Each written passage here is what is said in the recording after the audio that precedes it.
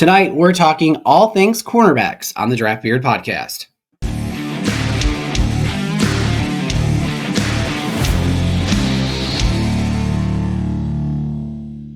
Welcome in tonight, guys. I'm Joshua Klein. I'm your host of the Draft Beard podcast. Tonight, we're going to be going over my top 11 cornerbacks in the 2025 NFL Draft. I really hope you enjoy this episode.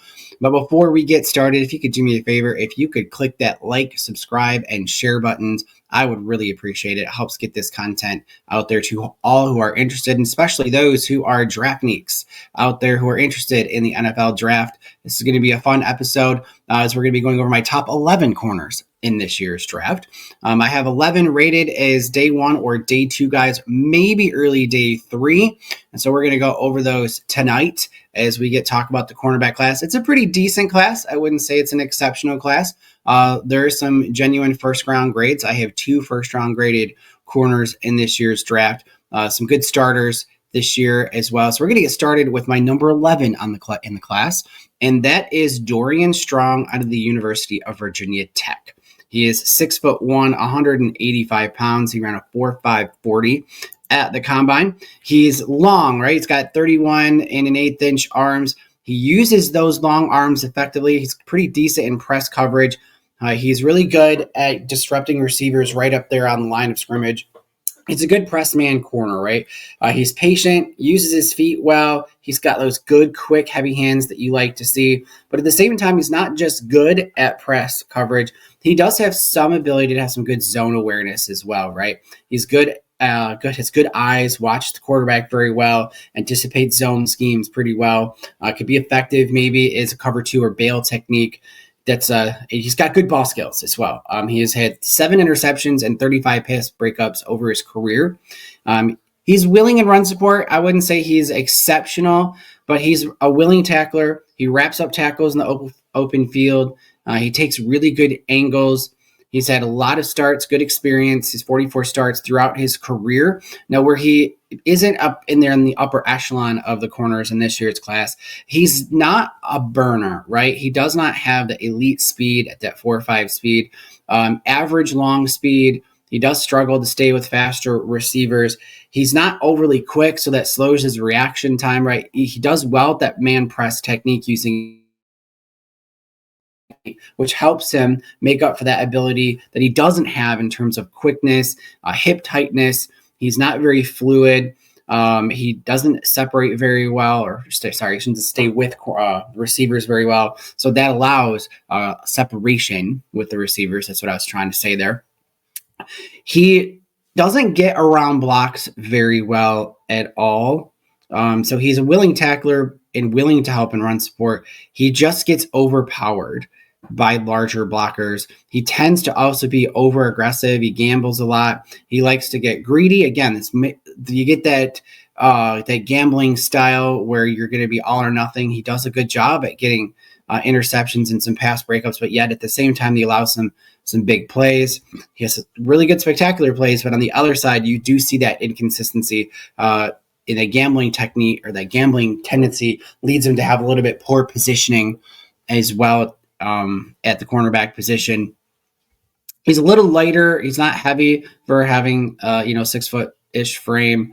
So I like him. I think he has some room to develop. He has a low floor. You're going to see some frustration at times with his over aggressiveness. I think he can fit, is sometimes a man press guy. I think he can do well there. I also think he can fit into a cover 2 or a heavy zone schemes, right? That does utilize his aggressiveness and the ability to read plays, read the quarterback. It's just he has some tendencies there that just going to cause you to just pull your hair out. So I like him. He has some room to grow. I think teams that are looking for either having some versatility with man press coverage or zone, I think he can perform very well. I kind of comped him out to a Dane Jackson type player. I think he would fit kind of the style, the Chiefs, the Seahawks, or even teams who run a little bit more man press. I think he would do all right with an Aaron Glenn type defense that you now see with the New York Jets, who used to be with the Detroit Lions. And so I like him a lot. I didn't have him up higher because of some of some of his inconsistencies. And that brings me to my next guy on the list. And this is a guy I'm a little bit lower on than a lot of the consensus. Part of the reason I'm a little bit lower on him is I really highly value guys who are really good at man press corners, right? I know the NFL tends to run more zone throughout the league. Most teams are running zone coverages out there, cover 2, cover 3, quarters, but I highly favor man press corners, guys who can be really tenacious, good, willing tacklers. And so I don't see that as part of Maxwell Harrison's game. That is who my number 10 corner in this class, Maxwell Harrison out of the University of Kentucky. Now, he's a burner. He is the polar opposite of Dorian Strong. He has I believe he ran a 4.28 40 at the combine. Let me double check here. I'll flip back over to him. Yeah, it was a 4.28 at the combine. He's 6 foot, 183 pounds.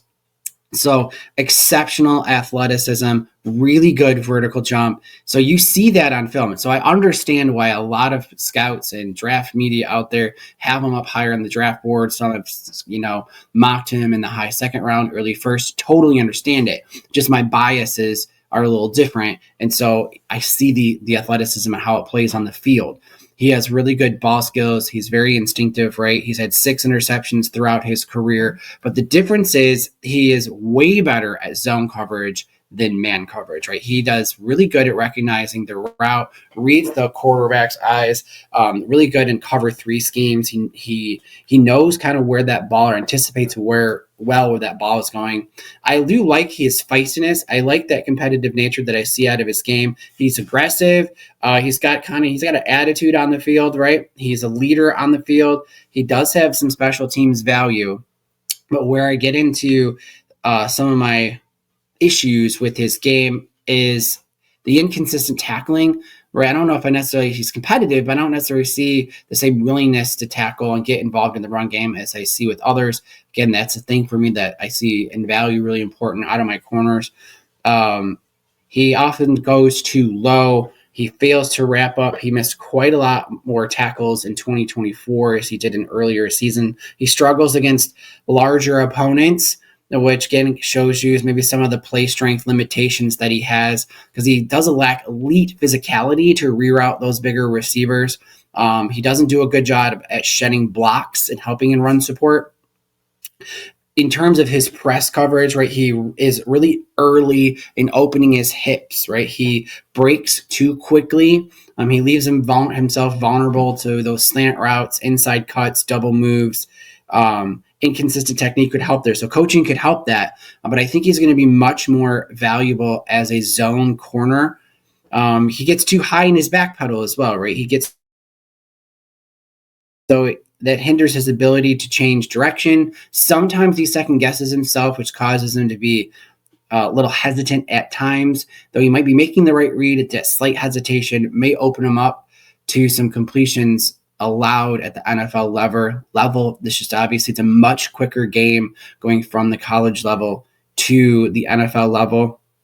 I think a Tampa 2 cover 3 style, really heavy zone coverage is really going to do well with him. Maybe he can get some technique better, get some better coaching, and also be an effective man corner. Might be totally wrong on that one, and that's all right. That's why we do this. We all have our opinions. I think him being in a man cover scheme is just not where I think the fit is going to be do well for him. But it's good for him in terms of the selection of teams out there that might fit their system, that more teams are running zone out there. So if you're a team that is running like a more zones heavy scheme, I think Maxwell would be a very good addition to your team, especially with that blazing speed. I mean, my gosh, that guy is just fast. Kind of reminds me a little bit of maybe a Legarius Sneed, Marshawn Lattimore type style, Desmond Trufant.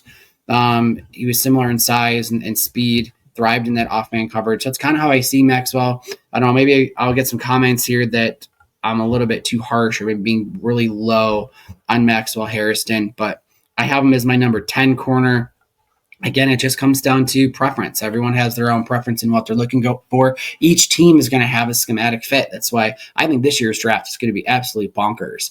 with where the variance is going to be on where teams have the players on their draft board, right? Because there's just so many players compacted in that second to early fourth, mid fourth round. There are more players with those grades than there are slots available. And teams have, even just draft people out there have wide varying opinions on different players out there. So you're going to see a lot of different opinions out there. Makes this draft season a little bit more fun in terms of seeing the same lists at the same positions in your rankings over and over and over. So that brings me to number 9 corner, and that's Darian Porter out of the University of Iowa State. We have another guy here who is just lightning quick. He's tall too, 6'3", 195 pounds.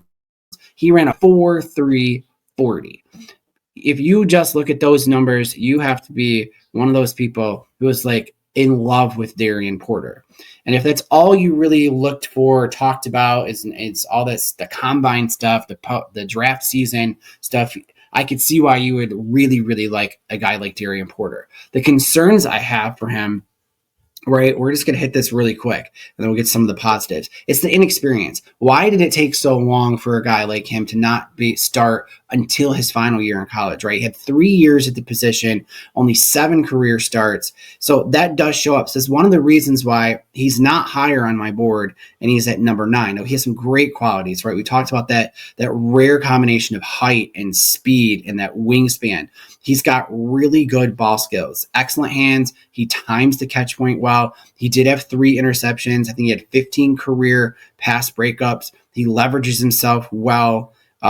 He uses that track background and that speed very, very well. I mean, that does show up.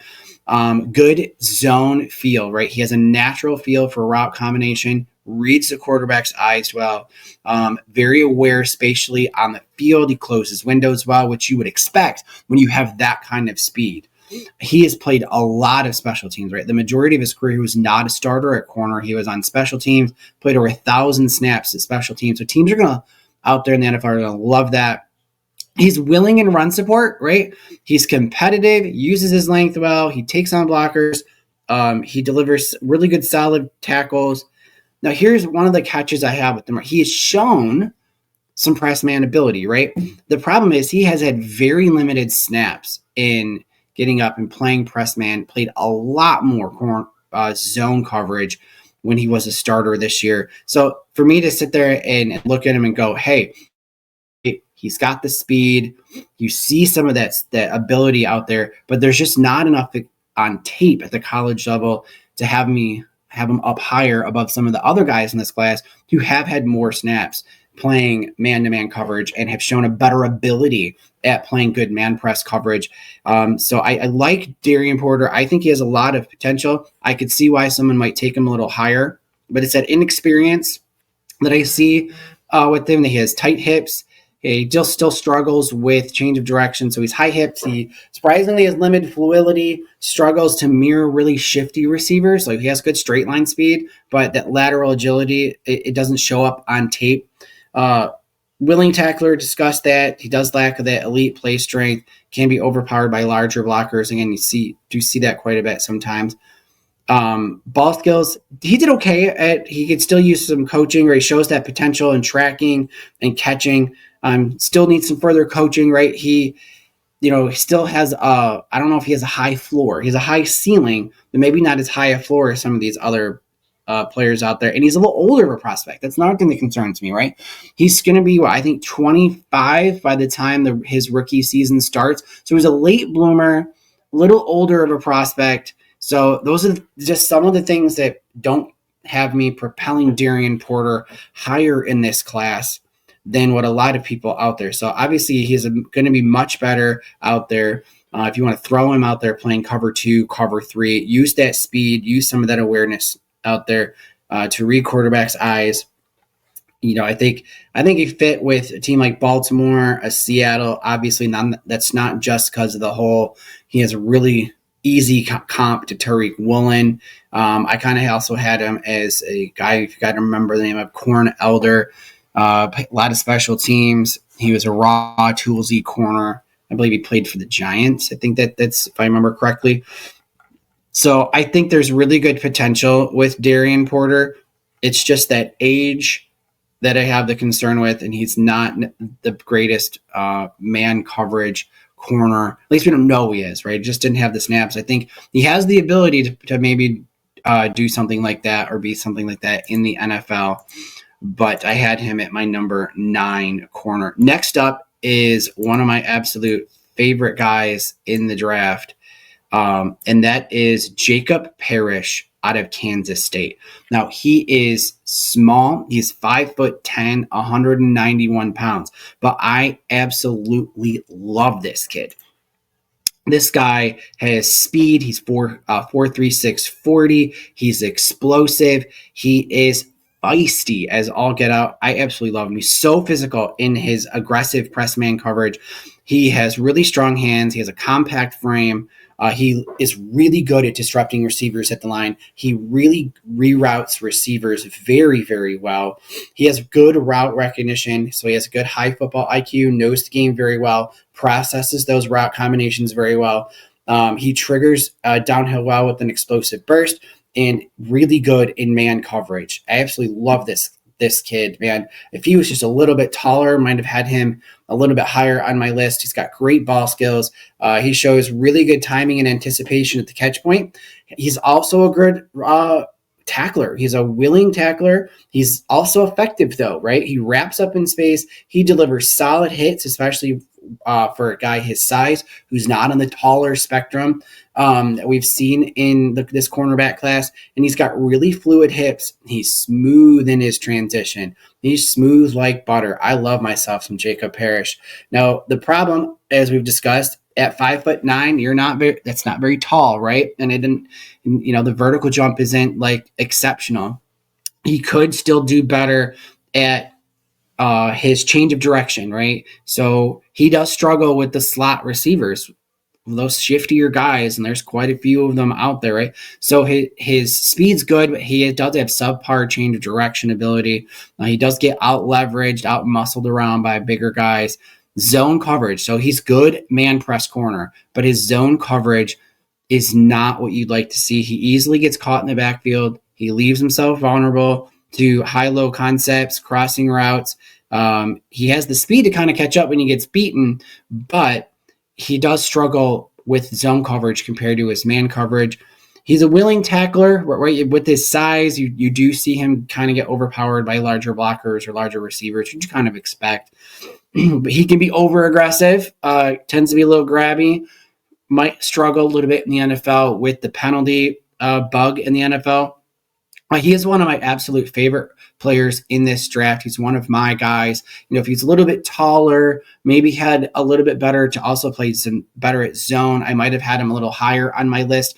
He's a guy I would be very happy to see your team draft. I think he's going to be one of those underrated starters for a long period of time. If he also had a little bit better change of direction ability, because I think in his size, teams are going to try to keep him covering in the nickel, but I think he can play outside. I think he can be a decent cornerback number 2, playing on the outside. So I really like Jacob Parrish out of Kansas State. Again, he's going to be the guy that's going to fit your man coverage, pattern coverage scheme. Allowed him to play close to the line or just off the line. If teams are utilizing more of a 4-2-5, 3-4, using a lot of dime, having more corners out there, I think he's going to be a really good asset for you. I kind of compared him to a Mike Hilton, and maybe because of the size and the feistiness, I see a little bit of the Amik Robertson style out of him. But he's one of my favorite guys in this draft, and so I like Jacob Parrish a lot, and I would be ecstatic if my team drafted him. I don't think my team, the Detroit Lions, needs another corner. Who knows? I guess you really can never have enough corners in this pass-heavy league. But Jacob Parrish, number 9. That moves on to Benjamin Morrison out of Notre Dame. And this guy has an absolute high ceiling. The problem with Benjamin Morrison, we'll just get right to it, right? It is the injury, right? It's the hip injury that really causes concern. If he didn't have this hip injury, I think he's probably ended up with the first round, early second round grade. He is a great corner.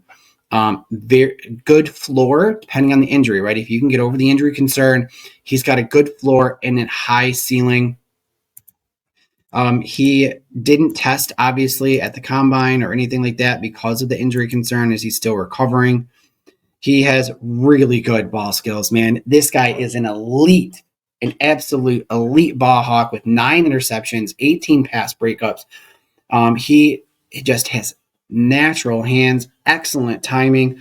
He high points the football so well, and he disrupts it right at the catch point. So smart. He is exceptional route recognition. He can read the quarterback very well, particularly in zone coverage. He breaks on those routes really well. He creates turnovers. He has really fluid hips, quick feet, really good short area quickness, man.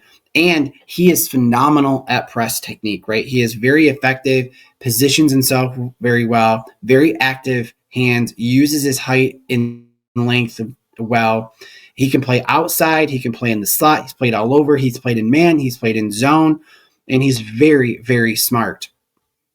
Super competitive. He has a high nature, really willing to get engaged in the run support. And this is another aspect of his game that a lot of these other corners haven't really shown great ability in this draft class. He's a willing blitzer. Notre Dame used him to come and blitz occasionally. The problem is that injury concern, man. If he didn't have that injury concern, he would be way higher on my draft board. So if teams think that the hip injury is not a big deal, and you're drafting Benjamin Morrison in the second, third round, you could be getting an absolute steal, right?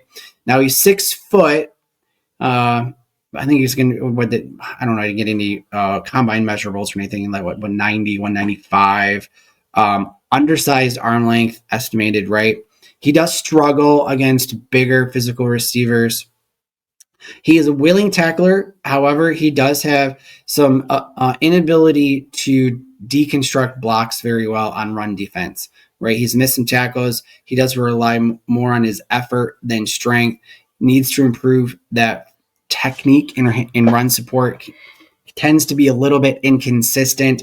Needs to be more disciplined in his zone coverage. He can be over aggressive, kind of lose reads. He does bite on fakes.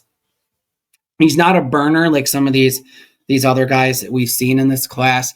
And he has had tendency to be a little bit grabby, a little physical. He's had 10 penalties over his career, which, again, the NFL loves to crack down on those handsy receivers. So I think a team that runs man-to-man, pattern matching, even run some zone, I think he can fit in all of those, whether it's a lot of press, cover 2, cover 3, using split field coverages.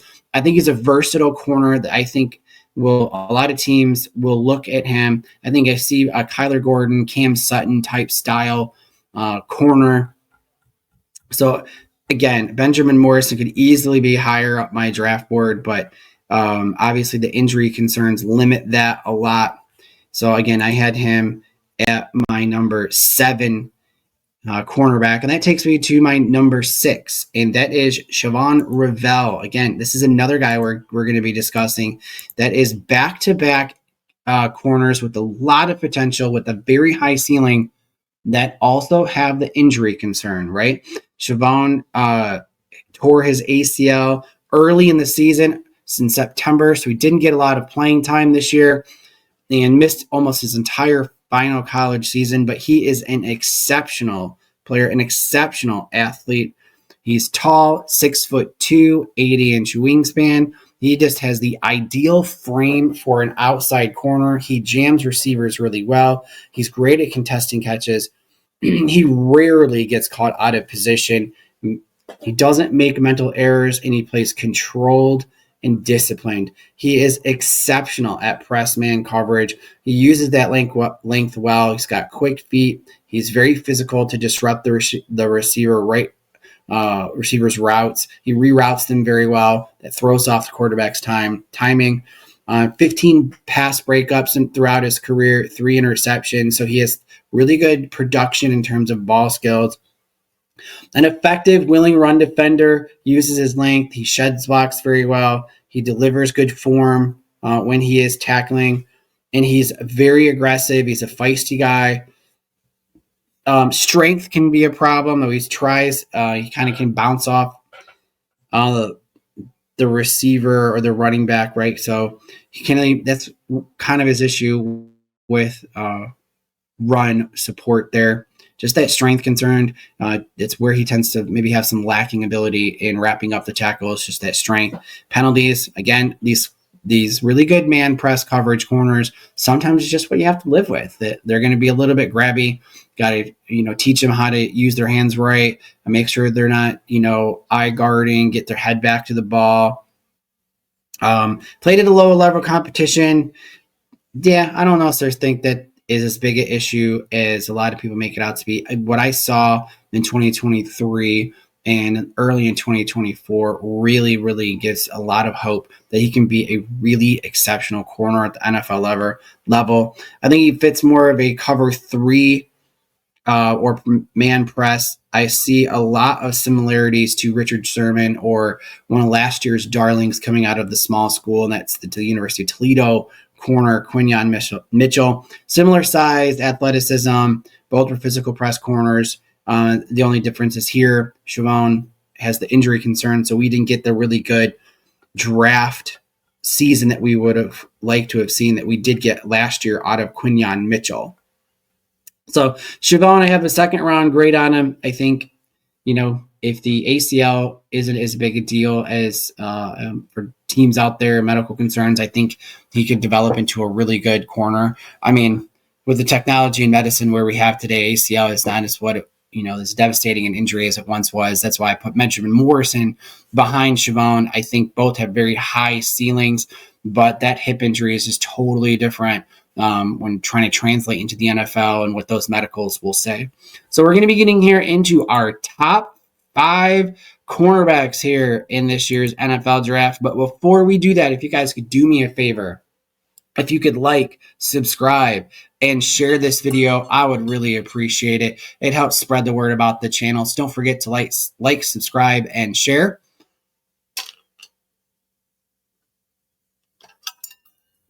And we're going to give you a couple names of guys that didn't make my top 11 that you might want to watch out for on day 3. And so I'm just going to give you a couple names that I liked in the no particular order, but Noel Williams, the cornerback out of the University of California, 6 foot, 199 pounds, not as super athletic and speedy as some of the other guys. He ran a 4.5 40, but he is a guy that I was right there. That was right behind, right outside of my top 11. Tommy Hill, the 6'1", 213 corner out of the University of Nebraska, started 3 years for the Cornhuskers. He is built up more like a safety. He's a guy I would watch out for, maybe 5th round or so. Mac McWilliams out of UCF. He's another name that if you're going to be watching day 3 of the draft. Little smaller corner, 5'10", 191 pounds. Kind of more of like that Jacob Parrish size in him. He's got excellent speed. He transitions well. I think he can play both man or press coverage. He's a guy I would watch out for as well. This is another sleeper kind of day 3 guy. He maybe goes earlier in this. I don't think he will land on day 2, but one of those guys you just might want to take a flyer on, that kind of like Seattle did with Tariq Woolen. That's Za Frazier out of UTSA. Tall, 6'3", 186 pounds, 4.36 at the combine. Outstanding arm length for the position. He closes really well, tracks the ball well. So he's a guy that I know a lot of team draft people have talked about as kind of that day 3 sleeper. So Za Frazier, Denzel Burke, corner out of Ohio State, very experienced. I think he can develop into a solid backup NFL corner. And the last guy I want to throw out there that you could take a look at and keep an eye on day 3, and that's 5'11", 187 pound Jalen Smith out of USC. I've seen him out there at a couple lists for maybe some sleepers out there. I have him as a 5th round graded corner, but I see some potential in his game as well. Could play man, zone, good lateral quickness. He gets hands on the receivers really well, and he is super, super feisty, super competitive. And one of the things I really like, again, guys who are really willing defenders in terms of the run game. So I think Jalen Smith has potential out there. You might see him go 5th round. I've seen 6th round. So those are a few of my guys. I gave you 6 guys to look out for on day 3 in the 2025 NFL draft. So if you're the really big nerd and you want to know some guys in day 3, there's a couple for you. So let's get back to my top 5 here. And my number 5 corner in this year's draft is Azare Thomas out of the University of Florida State. Now, Azare is a really good man press corner. He is tall, 6'2", 196 pounds. He ran a 4.58 at his pro day. So right away, you can see there is a difference to his game compared to some of the other guys that we've talked about, like Maxwell Harrison and others. He definitely is not the most athletic corner, right? It's that really tall, long wingspan. He excels in press man coverage. He has a powerful punch. I love his active hands and how he uses his length to reroute receivers. He's got really good fluidity in his hips. Sometimes you don't see that with taller corners. They do struggle with that. He has good loose hips, good agility. He's able to mirror receivers really well. He stays physical along the route with the receiver, tracks the ball very well, and breaks it up effectively. He's a willing and physical tackler. Yep, he engages blockers. He likes to fill those alleys. I think he averaged over 4 tackles per game in 2024. He's super smart, right? He's aware in zone coverage, so he's much better at a man press corner. He does anticipate throws very well, very physical, feisty corner, confident. He's aggressive, right? He's not afraid to challenge receivers at the line of scrimmage. The problem he has, right, is if he does not have that recovery speed, he does not have that long speed, that 4.58, 40, that's not great for an athletic or, in a position that you really need to be an athlete for. He can miss sometimes on his jams, and what happens there is he gets compromised in his positioning, which is not good because he doesn't have that speed to recover. Limited turnover production in his career, hasn't had a lot of interceptions. He definitely needs to show some better hands, better anticipation. Another one of those man press coverage guys who struggles with penalties. Route recognition can improve. He's okay at it, right? But his anticipation needs to be more consistent, which is why I don't necessarily see that his zone heavy scheme is going to be where he's going to thrive. He's going to be much better at a press man, get his length, get his aggressiveness, use his size to his advantage. I see him comparable to Shavarius Ward of the San Francisco 49ers. Both were physical press corners. They do really well at disrupting receivers, but both of them, they're not the superb athletes that you've seen with other corners who've had success in the NFL. So he was my number 4 corner in this year's draft. It's Azare Thomas out of the University of Florida State. And next up is a guy who a lot of other draft people have much higher on their draft boards. I did not have a first-round grade on Jahade Barron out of the University of Texas, who's 5'11", 194 pounds. He ran a 4.39 40, so he does have some athleticism. Now, just because I don't have him at cornerback 1, 2, 3, 4, well, I don't really see any draft person out there has had him at number 1. I think we all know who's going to be number 1 if you see him as a corner. But Jahade Barron, I like him. It doesn't mean I don't like him. I have him at number 4. I just like a couple of the guys a little bit better, right? I like Jahade Barron a lot. I think he has the ability to kind of maybe be like a Swiss Army knife that you can utilize all over the defense. He's very versatile, right? He's played outside corner. He's played slot. He's played safety. He's played in the box. Over 2,400 defensive snaps. He's played some special teams. He's super smart. He is an elite processor, outstanding route recognition, anticipates well, reads the quarterback well. He's very good at diagnosing those route combinations. He's a physical tackler. He's stout against the run, right? He's not thin, right? So he's 5'11", but I believe he's somewhere around 200 pounds. So he's a really good open field tackler. Does really good at demonstrating good technique and run support as well. So good ball skills, right? He's had 5 interceptions, 11 pass breakups in 2024. So he tacks the ball well at the catch point. Good timing, good hand-eye coordination, really consistent motor, very competitive, really intense. You don't notice a difference in his game snap to snap, right? He doesn't take plays off, which is something I really like to see. Thing where I don't see a lot in his game is that ability to be a really good man press corner. He does lack long speed, right? Does not have the length that you'd like to see. Some of these other guys out there, like Darian Porter, Za Frazier, the sleeper that you might see on day 3. You do see quite a few of these taller corners. So he lacks the length. He struggles with recovery speed, which limits him in man coverage. He is not very aggressive at getting that punch, using his hands very well. Doesn't, move receivers off their routes. Doesn't time them well. He did show some decent ability to play the outside well, right? They used him more on the outside this last year in 2024 at the University of Texas, and he performed well. I wouldn't say he performed like at an elite level, but it showed enough to where you can play him on the outside, and maybe that is a position that he might play in the NFL. He's a little older, right? He's going to be 24 as a rookie, so look, that age a little different than Azariah Thomas, who's much younger. I believe around 21 is what he'll be when he becomes a rookie this season. So definitely a zone corner. He's a Swiss Army knife type of guy. I think I see him as a guy who can be comparable, at least maybe in usage, as a Brian Branch light type of player.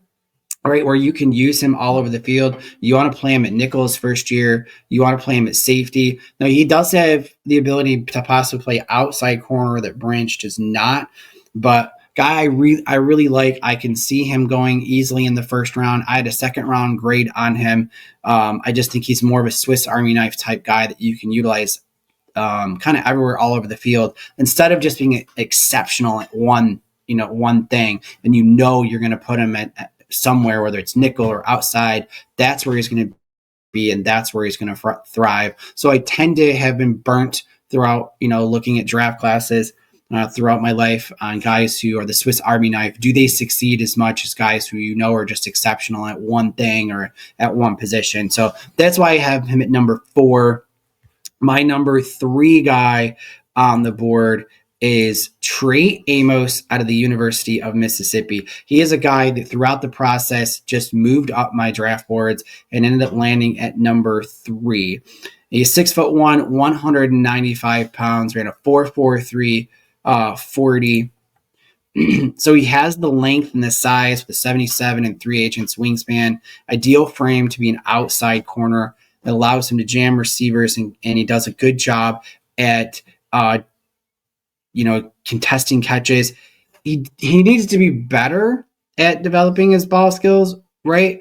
But it's on its way, right? He didn't have a lot of great production as a college player in terms of turnovers, but you can see he has that ability. He excels with quick feet, strong hand usage. He's physical, which allows him to be a really good press man corner. It's really good technique because he's not a bad athlete, but he's not as great an athlete as some of these other corners. He's athletic, but not exceptional athlete, right? He's agile. He does mirror those receivers downfield. He is really decent at run support. He's really well recognizing screens, run plays, uses his length well. He's played both man and zone defenses. So the more I watched him, the more I just think he can be a quality starter from day one. He may not have the ceiling that some of the guys behind him have, like Shavon Revel, Benjamin Morrison, Maxwell Harrison, right? Those guys, I think, have higher ceilings. I think Trey Amos has a higher floor than some of those guys. So I had him at number 3 on my list. Definitely needs to be better at tackling. Though he is a willing tackler, he's inconsistent as a tackler. He drops his head too much. He does revert to arm tackles. Again, this is why he's going to be a better man corner than an off-zone corner. He's not as good a processor. He doesn't have as good a high football IQ as some of these other guys. Another problem with a lot of these man coverage guys is the physicality.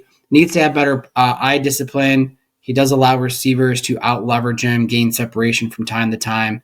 Only one full season as a starter, which does concern me a little bit, and it needs to improve his footwork. But again, overall, the more I watched him, the more I just thought the floor brought him up above, and still second round grade. He's not a first round grade for me, but had him as my QB number 3. Probably fits a good press man cover, a press man scheme. Cover 2 is probably where I see him, maybe throwing him out there in a Tampa 2 style, maybe. But I compared him to a comp to James Bradley. Both are about 6 foot, 200 pounds, similar play style, excels in press coverage, but they both tend to be over aggressive. I like the floor of Trey Amos, so that's why I had him at number 3. My number 2 corner is going to be Will Johnson out of the University of Michigan.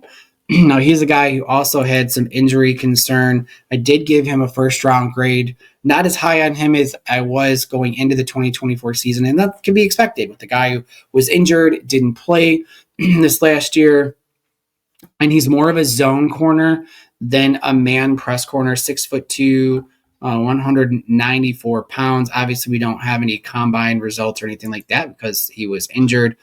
But he has elite size and length at 6'2", 194, 33-inch arms. So he has that perfect frame to be an outside cornerback in the NFL. He does a really good job at disrupting receivers, great at the catch point, uses his length as a really good asset in his game. Exceptional vision. He has a really, really good back pedal.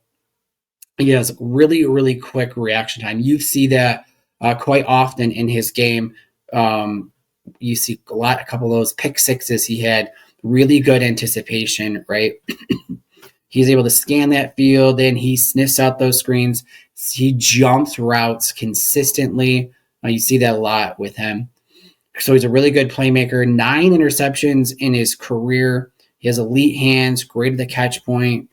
Versatile, right? He's played some man, but he's played more zone. He kind of holds his ability in man coverage. Had a really good game against Marvin Harrison Jr., played well against Rome Odunze in the national championship game. Physical tackler, comes downhill with aggression, wraps up ball carriers very well.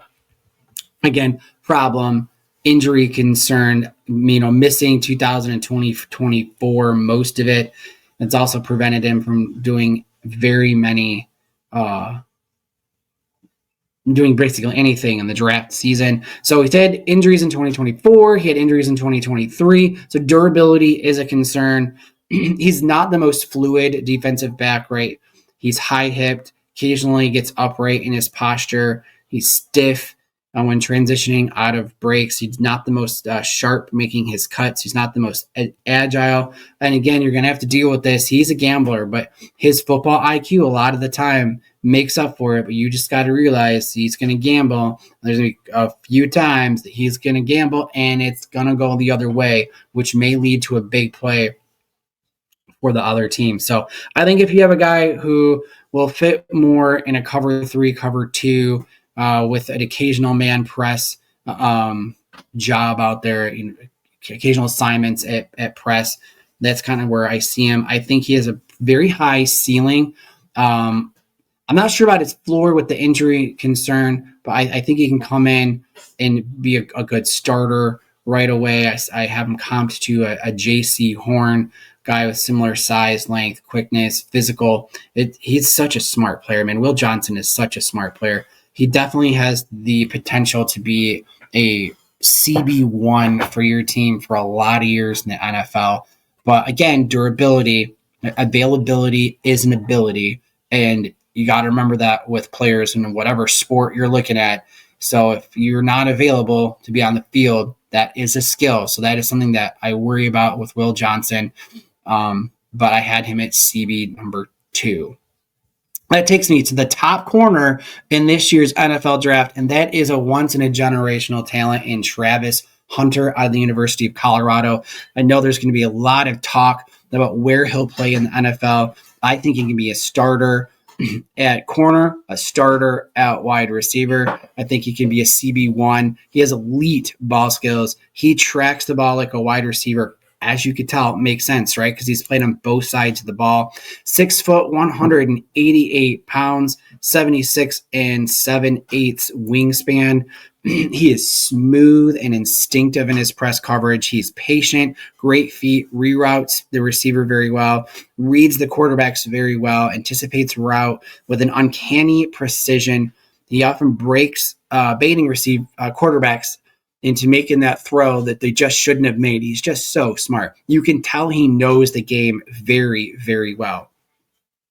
He is silky smooth in his moves. He's just got great hips, explosive burst, rare body control, allows him to mirror those receivers. He is competitive. He's a relentless motor. He's played so many snaps, right? 670 on offense, 686 on defense. And the crazy thing about him, even though he was basically like a full-time two-way player, you didn't see a drop-off in his production, whether he was on the offensive side of the ball or the defensive side of the ball. He is a secure tackler. He's really good in run support, reads screens well, tackles pretty well.